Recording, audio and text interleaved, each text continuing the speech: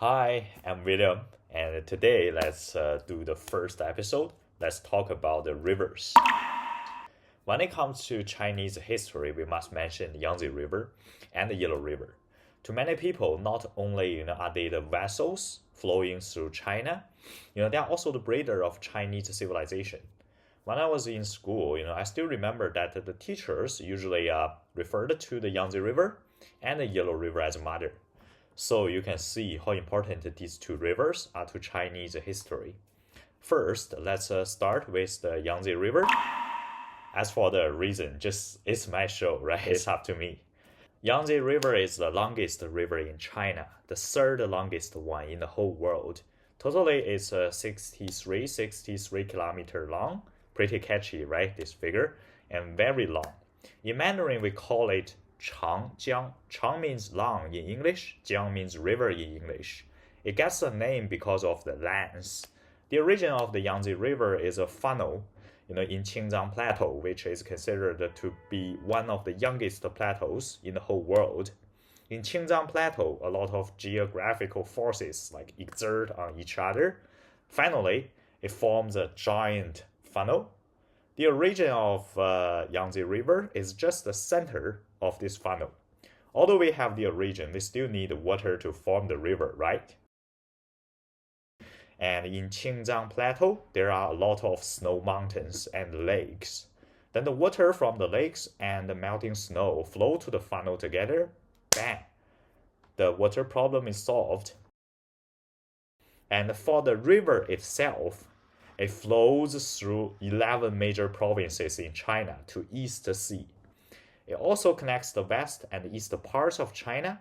With thousands of years existing, it witnessed the development of China as well. For different history events, it played different roles as well.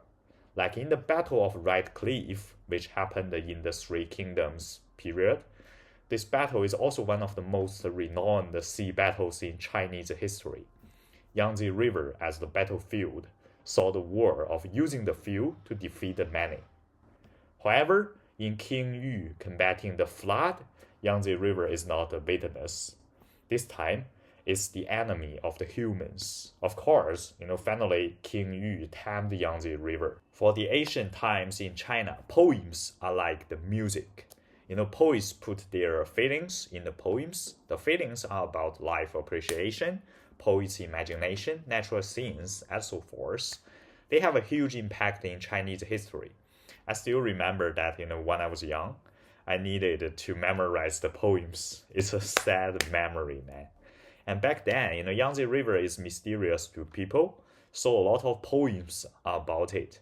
Okay, from this moment, I'm not William anymore. I'm the famous Chinese poet Li. I'm going to read my poem. 故人西辞黄鹤楼，烟花三月下扬州。孤帆远影碧空尽，唯见长江天际流。Poet Li saw of his friend in Yangtze River.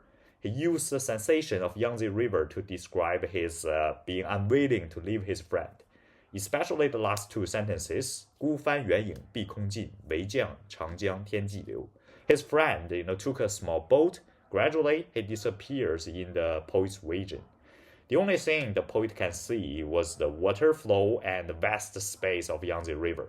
The Yangtze River is so specular that the water is like flowing from the sky in his vision. Pretty sensational, huh? We have talked about historical impact and cultural impact. Let's move on to the financial part. In the ancient times, Yangtze River as the major pass connecting the south and the north provided a network to transport cargo and people. With time going by, the financial effect of this network is greater and greater. In 2007, the amount of cargo transportation through Yangtze River is more than 10 tons. Back in 1918, Sun Yat-sen, who is the pioneer of Chinese democratic revolution, came up with the concept of building the Three Gorges Dam. Right now, the Three Gorges Dam in Yangtze River is the biggest project using the water to generate electricity. It's also a famous site, attracting a lot of people there. Okay, now it's Yellow River's turn. First, let's talk about the name. At the beginning, the name was just river. no other qualifier. Back then, the water was so clear you can see the bottom. But somehow, in warring state period, the water started becoming muddy. Please be aware that the water was not clear instead of being yellow at that time. However, in Han Dynasty, the dirt was more and more. Some people started using Yellow River to address it. In Tang Dynasty, the situation was worse for the river. So Yellow River was acknowledged by the most people. By and large, the origin of the name is just from the color. According to the current research, we know that the color change is caused of the damage to the environment, especially the trees. Because people cut a lot of trees, many forests disappeared. The yellow dirt was exposed. With the loose earth, the dirt was washed into the Yellow River by the rain.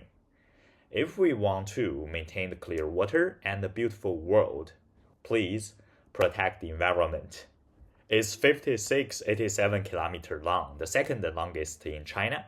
For the origin of Yellow River, it's also from Qingzhang Plateau. So Yellow River and the Yangtze River have a lot in common, right? Yellow River passes 9 provinces in China to Bohai Sea eventually.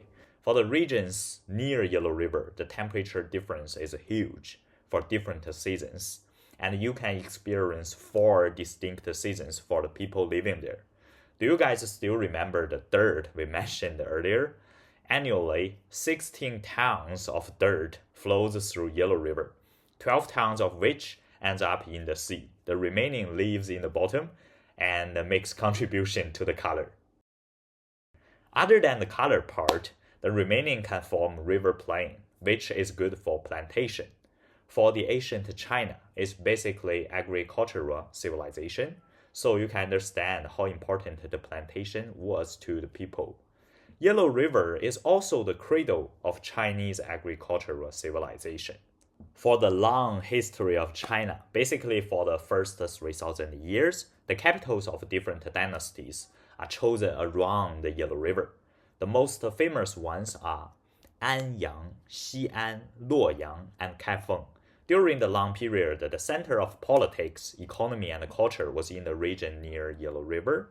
Compared to Yangtze River, it saw a lot of prosperity. Moreover, bronzeware was first found near Yellow River in 2000 BC.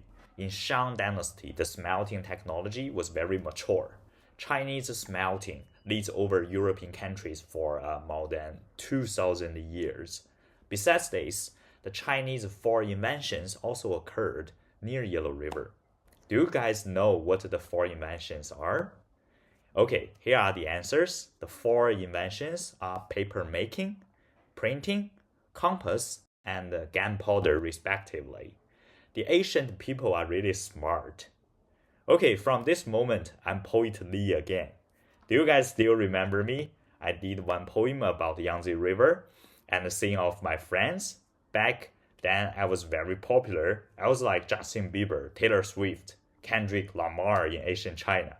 I'm gonna show you the fascination of Yellow River by reading my poem. But don't worry, I know you guys don't understand Mandarin. I just read one sentence, and that's enough. 君不见黄河之水天上来，奔流到海不复回. How about that? It means that we cannot see the origin of the water flow, because it's from the sky. The water rushes to the sea and never comes back again. The denotation is about the sensation of Yellow River. It's a metaphor saying the water is from the sky because it originates from the plateau. The water flow rushing means the fast speed of the current. For the deeper meaning is that the life is like water flow. It's very short. And once it's past, you can never do it again. So live the moment, guys. A bit sad, huh? You will get used to it. Those poets just like the depressed feelings. Okay, now let's fast forward to modern China. There are also a lot of dams in the Yellow River. The main target of building them is to make full use of the water. Other than the hydroelectric generation, it can also use the stored water to irrigate the farmland. For some segments of Yellow River, the water flow is more stable, so the navigation capacity is improved a lot.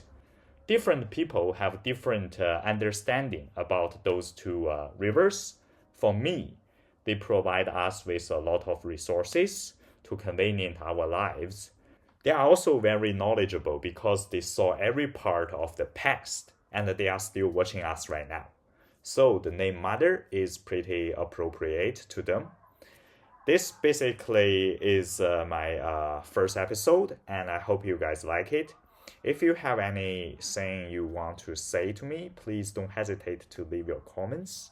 And stay tuned. Have a nice one, and look forward to seeing you guys again.